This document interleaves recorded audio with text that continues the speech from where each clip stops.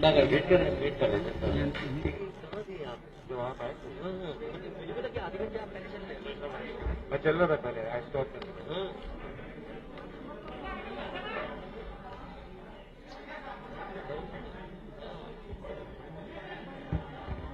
सभी पत्रकार बंधुओं को नमस्कार।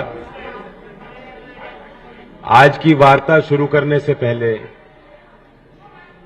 उपस्थित सभी समाजवादी पार्टी और राष्ट्रीय लोकदल गठबंधन के जिम्मेदार साथियों की ओर से, माननीय अखिलेश यादव जी की तरफ से, सभी उम्मीदवारों की तरफ से, जो हाल में बुलंदशहर में जो घटना घटित हुई है, जिस तरह हाथरस में एक पीड़ित परिवार को न्याय दिलाने के बजाय जिस तरह सरकारी तंत्र उनकी न्याय की गुहार की आवाज को दबाने में जुटा था, एक हृदय विदारक घटना यहां बीती है। मैं उस पीड़ित परिवार, हम सब की ओर से उस पीड़ित परिवार की तरफ के प्रति संवेदना व्यक्त करना चाहता हूं और ये विश्वास दिलाना चाहता हूं कि जब हमारी सरकार आएगी जनता के आशीर्वाद से, क्योंकि किसी भी सभ्य समाज में जीरो टॉलरेंस होना चाहिए ऐसे जघन्य अपराधों के लिए, और ऐसे जघन्य अपराध रचने वालों को सख्त से सख्त कानूनी सजा मिलनी चाहिए। तो ये विश्वास दिलाता हूं कि जब सरकार आएगी और हम जिस तरह का परिवर्तन लाना चाहते हैं, जिस तरह की व्यवस्था, जिस तरह की गवर्नेंस, सुशासन जनता को देना चाहते हैं, कि महिला सुरक्षा पर बड़ी पहल कर उत्तर प्रदेश में व्यवहारिक परिवर्तन हम लाएंगे। उस परिवार की न्याय की लड़ाई को अंतिम मुकाम तक पहुंचाने के लिए हम सब लोग प्रयास करेंगे। आज इस बैठक में मैं एक बड़ा संकेत आपके माध्यम से देना चाहता हूं। लोग जो सत्ताधारी हैं वो कोशिश कर रहे हैं कि किसी तरह जो एकता हमारे बीच की बनी है, जिस तरह से किसान कौम, कमेरा वर्ग, सभी जाति और धर्म के लोग और खासतौर से नौजवान बड़ी उम्मीद के साथ गठबंधन के प्रति हमारे इस कारवां में साथ चल रहे हैं, जुड़ रहे हैं, कहीं ना कहीं बीजेपी वालों की बौखलाहट सामने आ रही। योगी जी की बयानबाजी को आप देखें, और बुलंदशहर भी कई बार वो आ चुके हैं, बड़े बड़े नेता कैंप कर रहे हैं और ऐसी भाषा वो प्रयोग कर रहे हैं जो कभी हमने मुख्यमंत्री के इस पद पे विराजमान कभी किसी नेता के माध्यम से ऐसी बातें सुनी नहीं। तो पद की अपनी गरिमा होती है, पद का अपना एक विश्वास होता है। ऐसा लगता है कि हार की बौखलाहट उन्हें सता रही, और आज तो कुछ मौसम भी बदला लग रहा है। लगता है कि गोरखपुर से उन्होंने कुछ कोशिश की है कि फिर दोबारा ठंड लौटे। लेकिन ये क्षेत्र किसानों की धरती रही है, किसान आंदोलन में इस क्षेत्र ने बड़ी भूमिका अदा की। यहां के घर घर में जवान देश की सीमा पर तैनात हैं, देश की रक्षा के लिए तत्पर हैं। तो हमारा तो खून भी गर्म है और देश के लिए सब कुछ न्यौछावर करने के लिए हम लोग राजी रहते हैं। तो हमें धमकी देना, इस क्षेत्र के मिजाज को मुझे लगता है योगी जी समझ नहीं पाए। वो जितना हमें धमकाएंगे और भड़काएंगे, हम उतने ही एक होंगे, संगठित होंगे और ताकतवर होंगे।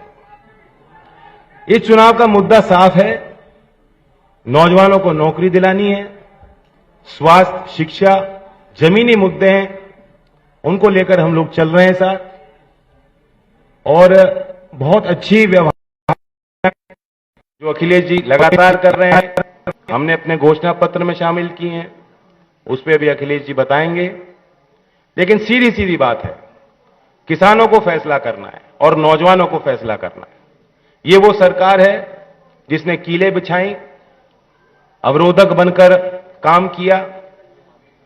ये वो सरकार है जो चुनाव के इसने बिल्कुल पूर्व संध्या पे भी जब बजट लाती है, किसानों के लिए कुछ नहीं। केंद्रीय बजट में आपने देखा होगा, अवलोकन किया होगा, मध्यम वर्ग गरीब किसान के लिए इस पूरे बजट में कुछ नहीं। 34% तो नरेगा का बजट काट दिया। नरेगा वो योजना है जिसमें कम से कम कोविड की महामारी के दौरान जब लोग पलायन करके घर जा रहे थे, गांव जा रहे थे, कुछ ना कुछ आर्थिक सुरक्षा उनको दी गई, सहायता उनको दी गई, और 34% उस योजना का बजट काट दिया। एक भी बार वित्त मंत्री ने उस योजना का जिक्र अपने भाषण में नहीं किया। और शायद जब से निर्मला सीतारमण जी वित्त मंत्री बनी है, हालांकि उनका बजट भाषण जो है वो मुझे लगता है पीएमओ ज्यादा लिखता है, वो खुद तय नहीं करती।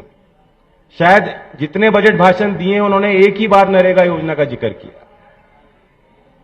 तो उस गरीब वर्ग को उसके उत्थान के लिए और किसान को सम्मान मिले, सही समय पर भुगतान गन्ने की खेती कर रहे किसानों को मिले, और कानून की व्यवस्था सख्त हो, इस ओर हमने बड़ा संकल्प लिया है।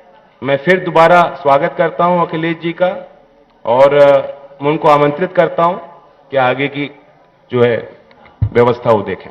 मैं जैन जी का धन्यवाद देता हूं, और बहुत सारी बातें उन्होंने रखी, जहां से शुरुआत की कि बुलंदशहर की घटना आज पूरे उत्तर प्रदेश को चिंतित कर रही है, और खासकर बेटियां, बहन ये सोच रही हैं कि लगातार सरकार ने ये कहा कि कोई भी बेटी अगर 12 बजे भी घूमना चाहेगी तो कहीं उसके साथ कोई घटना नहीं होगी। और सरकार के केवल मुख्यमंत्री नहीं बल्कि दिल्ली से गृह मंत्री से लेकर के जितने भी सरकार के लोग हैं, ये बताने में कहीं चूक नहीं कर रहे हैं कि कानून व्यवस्था आज उत्तर प्रदेश में सबसे आगे है। लेकिन लगातार जो घटनाएं हो रही हैं, और आपके जिले में जो घटना हुई है वो हाथरस की घटना को याद दिलाता है। हाथरस की बहन के साथ जो हुआ, उसके परिवार के लोग चाहते थे कि अंतिम संस्कार उनकी मर्जी से हो जाए, लेकिन सरकार ने उसकी परवाह नहीं की। और वहीं बुलंदशहर में इतनी निंदनीय घटना हुई है, जघन्य अपराध हुआ है, अभी भी अपराधी घूम रहे हैं। अभी भी सरकार उस परिवार की मदद के लिए आगे नहीं आई है। दोषी कब पकड़े जाएंगे? हम यहां बैठे हमारे गठबंधन की तरफ से यही कहेंगे सरकार को कि दोषी जल्दी से जल्दी पकड़ें और कड़ी से कड़ी कार्रवाई हो, और जो सरकार आज मदद कर सकती है, सरकार मदद करने के लिए आगे आए। और जहां ये दावा करती है सरकार कि उसकी सरकार में बेटियां सुरक्षित हैं, कहीं कोई अपराध नहीं हो रहा है, कम से कम अब झूठ ना बोलना सरकार बंद कर दे। और अगर हम आंकड़े देखते हैं तो बड़े पैमाने पर ऐसी घटनाएं उत्तर प्रदेश में हो रही हैं, और आंकड़ों में भी कई प्रदेशों को उत्तर प्रदेश ने पीछे छोड़ा हुआ है। जो सबसे अच्छी योजना थी पुलिस रिस्पांस सिस्टम डायल 100, नाम बदल करके 112 उसको कबाड़ा कर दिया, बर्बाद कर दिया। मैं आज भरोसा दिला सकता हूं, मैंने कल भी कहा कि पहले ये तय था कि 10 और 12 15 मिनट में पुलिस पहुंच जाए मौके पर, और इसको धीमे धीमे और अच्छा करना था जिससे कि कम समय में पुलिस पहुंच जाए।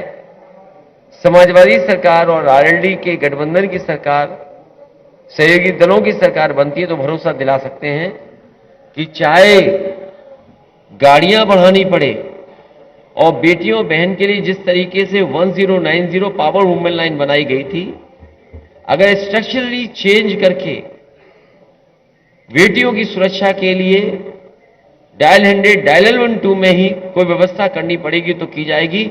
और वहीं गाड़ियों की संख्या विशेष बढ़ा करके सुरक्षा का माहौल बनाने का काम ये दोनों गठबंधन के लोग करेंगे। इधर मुख्यमंत्री जी की जो भाषा बदली है, पता नहीं मुख्यमंत्री क्यों भाषा बदल रहे हैं। और मुझे लगता है कि जो हवा चल रही है पहले चरण में, यहां के लोगों ने ऐसी हवा चलाई है कि भारतीय जनता पार्टी और खासकर मुख्यमंत्री जी, उनको समझ में नहीं आ रहा कि क्या कहा जाए। वो हमारे मुख्यमंत्री हैं, वो कोई कंप्रेसर थोड़ी है कि हमें ठंडा कर देंगे। हमारे बहुत सारे लोग हैं, जानते होंगे, फ्रिज में ठंडी चीज रखने के लिए कंप्रेसर होता है। कंप्रेसर खराब हो जाए तो क्या मुख्यमंत्री जी हमारे कंप्रेसर हैं? और जो लोग कह रहे हैं, गर्मी की बात कर रहे हैं, हम उन्हें भरोसा दिलाना चाहते हैं कि गठबंधन की सरकार बनेगी तो भर्ती दी जाएगी, भर्ती खोली जाएगी। गर्मी नहीं, भर्ती। नौजवानों को भर्ती के लिए उन्हें देने का काम, उनको नौकरी देने का काम गठबंधन में होगा। और जिस तरीके से सरकार ने नौकरियां छीनी हैं, रोजगार छीने हैं, इस बार हर यूथ अपने बूथ पर भारतीय जनता पार्टी को हराने का काम करेगा। हमारे किसान दुखी हैं कि इस बजट में भी उनके साथ धोखा हो गया। ये बजट तो ऐसा आया है कि गरीब को महसूस ही नहीं हो रहा कि कोई बजट आया है। और सरकार कह रही कि अमृत बजट है। अगर ये अमृत बजट है तो इससे पहले क्या सब जहर वाले बजट थे? अगर ये अमृत बजट है भारतीय जनता पार्टी का, तो पिछले जितने भी बजट थे वो जहर वाले बजट थे क्या? और सुना है कि डायमंड सस्ता हो जाएगा। तो देखो गरीबों का कितना ख्याल रखा है इन्होंने। भारतीय जनता पार्टी कहती है इस बजट के बाद डायमंड सस्ता हो जाएगा। तो सोचो गरीब का कितना ख्याल रखा गया है। और जूते चप्पल सस्ते होने जा रहे हैं। ये देखो सरकार कितना ख्याल रख रही है।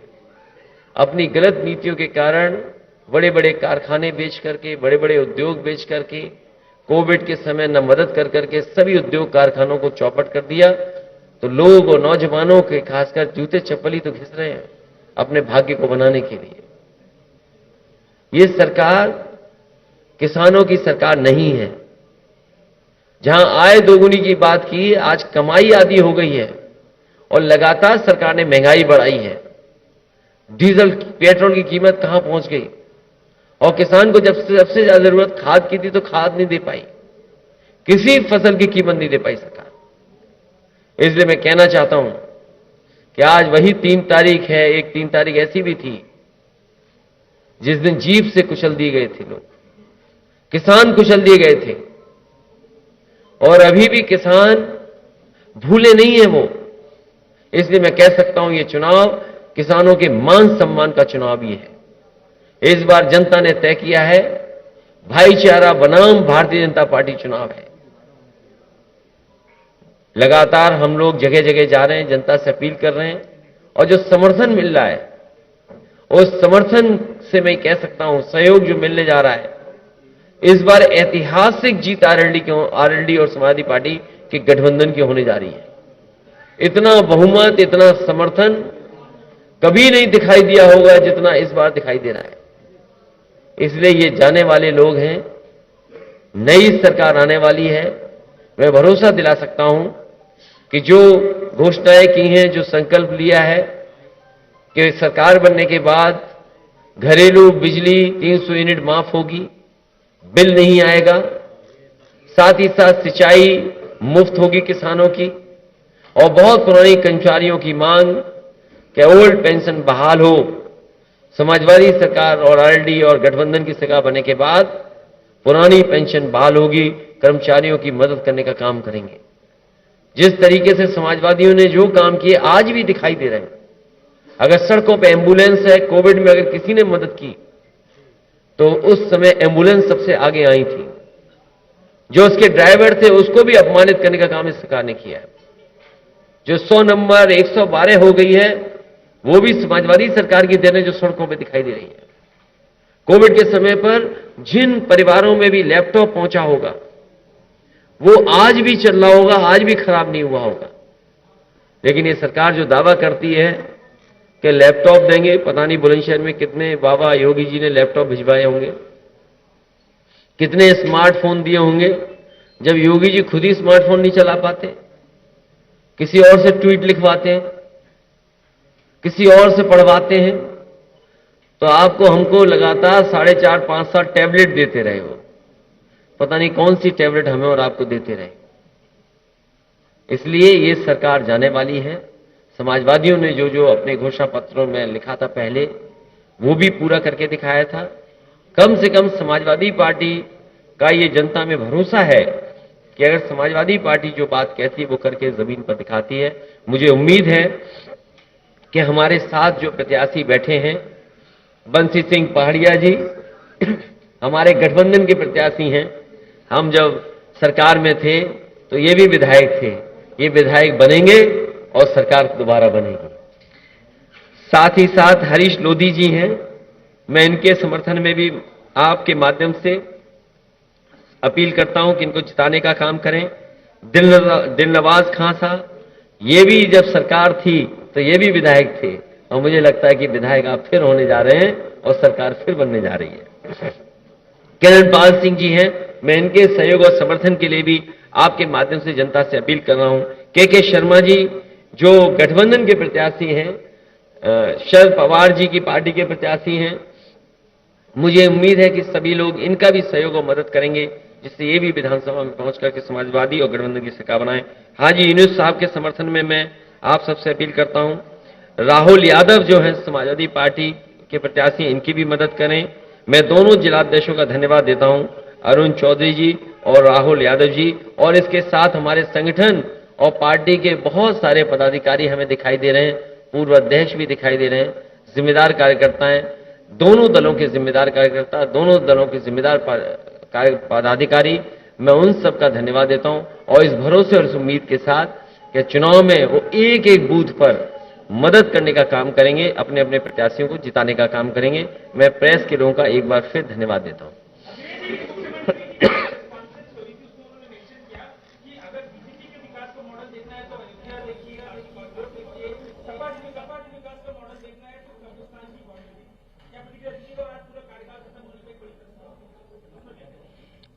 देखिए, जहां मुख्यमंत्री जी रहते हैं और अभी तक जितने भी उद्घाटन किए, और मुख्यमंत्री जी इतने समझदार हैं कि बड़ी बड़ी योजनाओं परियोजनाओं के लिए वो दिल्ली से कैंची मंगाते थे और खुद फीता लेकर के खड़े हो जाते थे। इस सरकार का, मौजूद सरकार का सबसे बड़ा प्रोजेक्ट अगर सरकार के बजट का हम माने तो वो पूर्वांचल एक्सप्रेसवे है। समाजवादियों का विजन नहीं होता तो शायद ऐसा एक्सप्रेसवे उत्तर प्रदेश को नहीं मिलता। मैं राइडिंग क्वालिटी देख करके आ रहा हूं, पेरिफेरल रोड की भी और एनएचआई की बनी हुई सड़क का भी। आप उन एक्सप्रेसवेज पर चलें और 120 की रफ्तार से चलें, हाथ में कप ले लें, चाय पीते हुए चले जाएंगे। लेकिन अगर आप यहां के जो बने हुए भारतीय जनता पार्टी के सड़कें हैं, इनकी राइडिंग क्वालिटी ऐसी है कि अगर आप 40 से ऊपर 60 गए नहीं कि आपका पेट दर्द और कमर दर्द हो जाएगा। जहां पर मुख्यमंत्री जी बैठते हैं वो लोक भवन समाजवादियों का बनवाया हुआ है। जिस सोफे में वो तस्वीर आती है कभी कभी, वो समाजवादी सरकार का खरीदा हुआ है।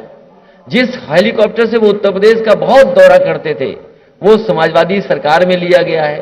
जिस गाड़ी में वो लखनऊ में चलते हैं, जो आर्मर्ड है, उसको भी समाजवादी सरकार में लिया हुआ है। वो दिन रात समाजवादी मॉडल को ही देखते हैं, उनके पास कोई मॉडल नहीं है। जो गुजराती मॉडल था वो धोखा का मॉडल था, वो भ्रम का मॉडल था। लोगों ने देखा जब विज्ञापन आया जेवर के एयरपोर्ट का तो चीन का एयरपोर्ट की तस्वीर थी। फ्लाईओवर दिखाना था तो बंगाल का फ्लाईओवर दिखाया, कारखाना दिखाना पड़ा तो अमेरिका से कारखाना ले आए। तो इनसे ज्यादा झूठ कोई बोल नहीं सकता। और इस बार मैं कह सकता हूं कि बुल और बुलडोजर का उत्तर प्रदेश से पता नहीं लगेगा।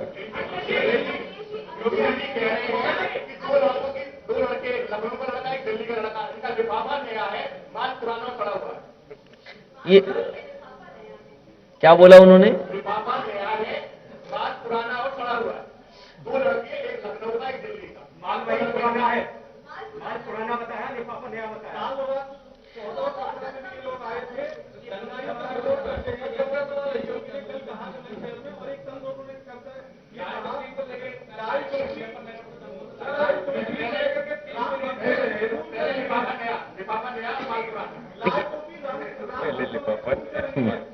देखिए, मुख्यमंत्री जी कुछ भी कह सकते हैं, जिनको भारतीय जनता पार्टी ने पैदल कर दिया, किसने नहीं देखा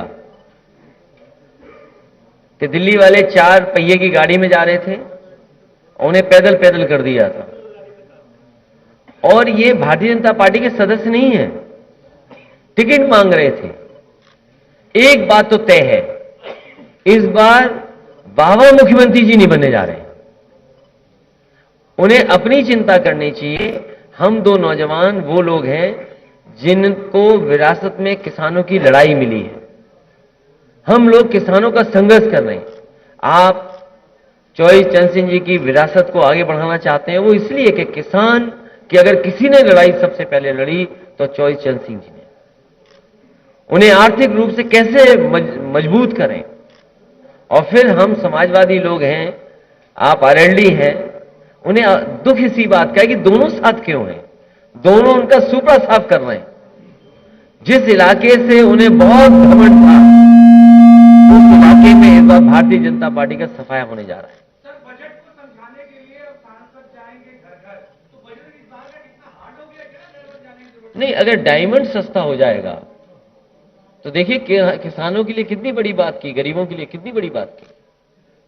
डायमंड सस्ता, जो बजट दिल्ली का जाने कितने लाख करोड़ का पास हुआ हो, बुलंदशहर के किसी किसान को खाद नहीं मिली, तो काहे का बजट है वो? भूस की दीवार बना रहे हैं। हाँ? भूस की दीवार। हाँ, उसमें।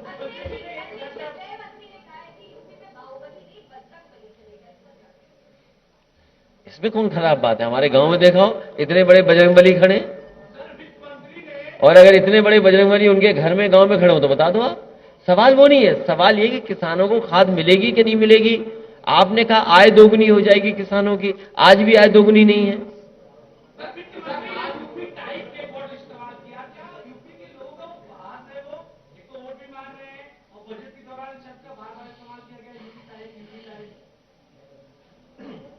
वो यूपी कम घूमी है, यूपी बहुत बड़ा प्रदेश है।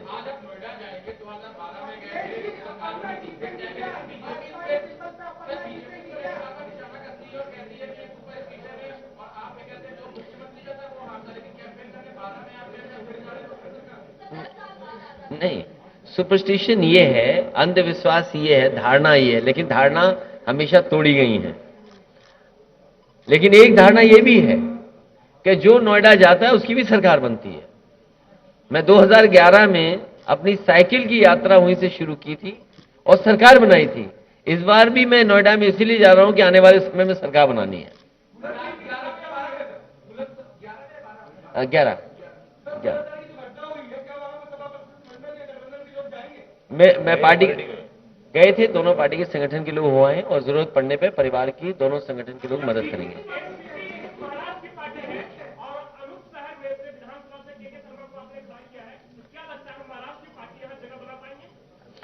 ये गठबंधन के प्रत्याशी हैं, समाजवादी पार्टी, आरएलडी और एनसीपी के प्रत्याशी हैं। जगह नहीं, जीत के जा रहे हैं।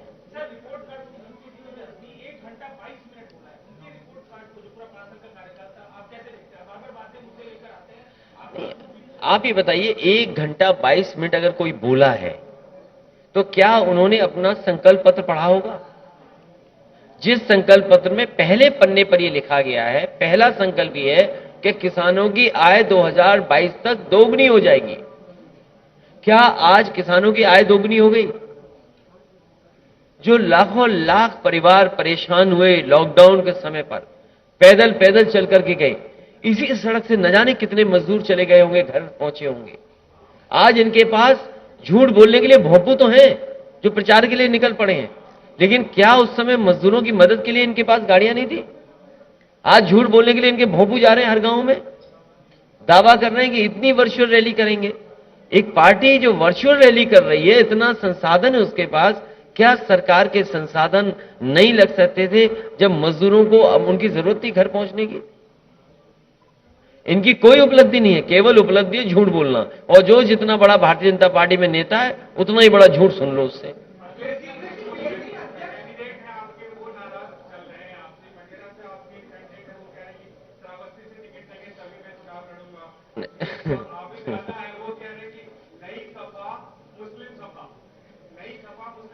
देखिए, ए के बारे में तो मैं कह सकता हूं थोड़ा दूर भेज दिया उन्हें। वो चाहते हैं करीब में ही चुनाव लड़ लें, वो विचार करेगी पार्टी। टिकट तो नहीं काटी उनकी। सर, आपकी पार्टी को योगी जी तमंचावादी पार्टी कहती है और साथ ही ये कहती है अलीगढ़ में हम डिफेंस कॉरिडोर बना रहे हैं और वहां का जो तोप का गोला छूटेगा वो सीधा पाकिस्तान में बर्बादी करेगा और हिंदुस्तान को उसमें खुशहाली आएगी। तो कैसी खुशहाली आएगी? क्या किसने कहा? किसने? योगी जी ने कहा था कि हम अरे तुम उनकी बात मान ली है कि तोप बन गई? अरे भाई पत्रकार साथी, योगी जी की बात मानने लगोगे तो न जाने कहां चले जाओगे तुम। उन्होंने कहा तोप बनेगी, बन गई क्या अलीगढ़ में तोप?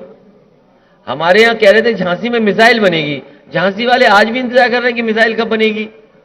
जमीन ले ली, बाउंड्री, जमीन नहीं ली गई, बाउंड्री तक नहीं बनी और आप इनकी बातों का भरोसा मान रहे हो। अरे इनसे कहो कि भाई बुल हटा दो सड़क से। मिसाल के तौर पे बन गई और वहां तोप का गोला छूट गया, तो खुशहाली कैसे इंडिया में आएगी ये बताइए। उनका क्या मामला है? तुम क्यों उनकी बातों को मान रहे हो? आप इनकी बातों को मत मानिए। अरे गठबंधन ही तो सहयोग है एक दूसरे का। नहीं, इसके अलावा जरूरत नहीं पड़ेगी।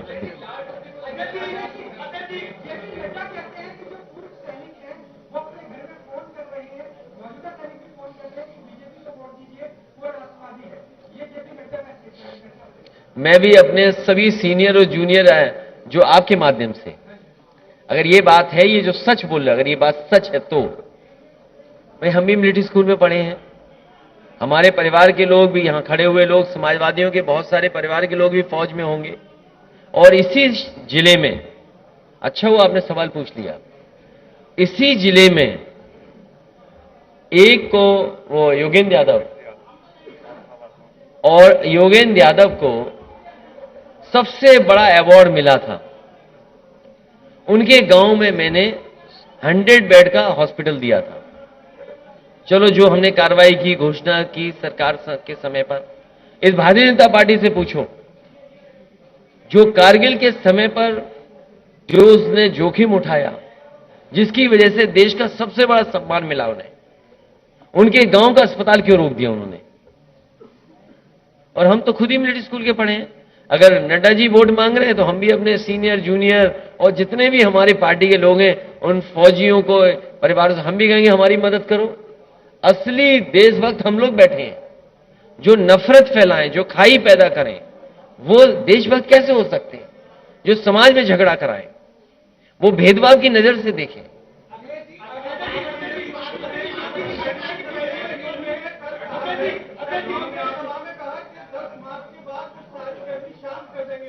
तो वो कोई कंप्रेसर है क्या?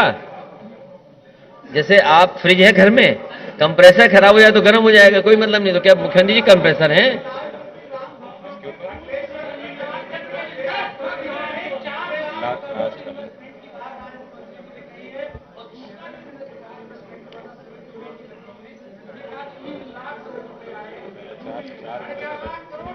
देखिए, ये तीन आना का झूठ या 2 आने का झूठ कहावत है।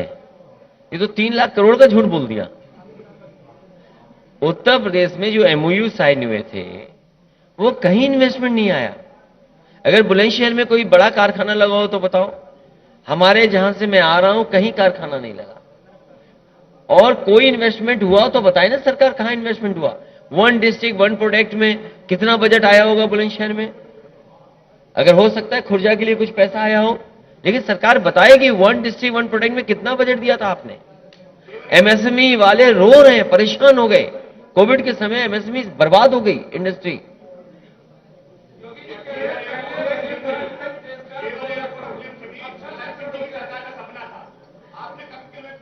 नहीं, हाँ, ये मैं इस पत्रकार साथी का धन्यवाद देता हूं कि इन्होंने जो बात की है, जेवर बहुत पुरानी परियोजना है। समय पे सरकारें आई, उन्होंने उस परियोजना को आगे बढ़ाया और बीच में बहुजन समाज पार्टी की सरकार उस समय भी बहुत आगे बढ़ा।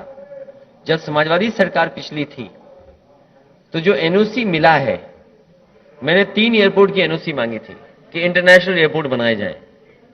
एक हिरणगांव फिरोजाबाद में जो आगरा के लिए था एनओसी, दूसरा क्योंकि वो जेवर का और इसका मांग रहे थे तो मैंने सैफई का भी दिया कि अगर इंटरनेशनल एयरपोर्ट बनाना चाहते हैं आप, तो ना हिरणगांव उन्होंने दिया। जो एनओसी मिला है वो समाजवादी सरकार के समय पे ही एनओसी मिला, और अगर एनओसी दे दिए गए होते तो शायद उत्तर प्रदेश में और एयरपोर्ट बन गए होते।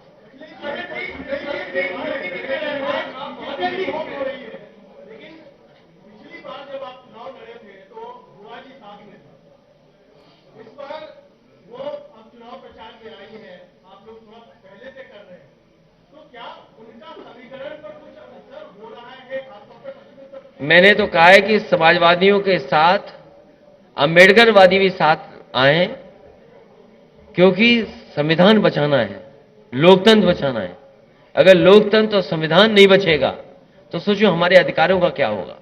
और ये एक बार अपील नहीं की, मुझे अच्छा हुआ कि आपने याद दिला दिया। मैं फिर अपील करता हूं कि हम सब लोग बहुरंगी लोग हैं, लाल रंग हमारे साथ, हरा रंग साथ, सफेद, नीला, तो हम चाहते हैं कि अंबेडकरवादी भी साथ आए और इस लड़ाई को और मजबूत करें। आखिरी सवाल,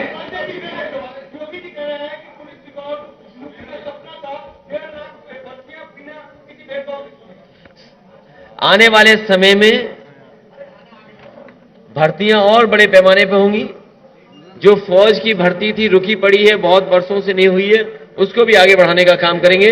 और जितने भी रिक्त पद हैं सरकार में, लगभग 11 लाख रिक्त पद हैं सरकारी, वो खाली हैं।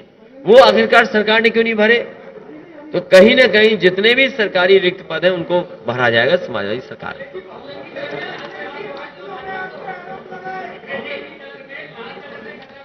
एक रंगी को हटाना है। नहीं, जातिवाद नहीं, मुद्दा आज भी गरीबी, बेरोजगारी, महंगाई है। बहुत स्वागत आपका। और कोरोना का पालन करेंगे।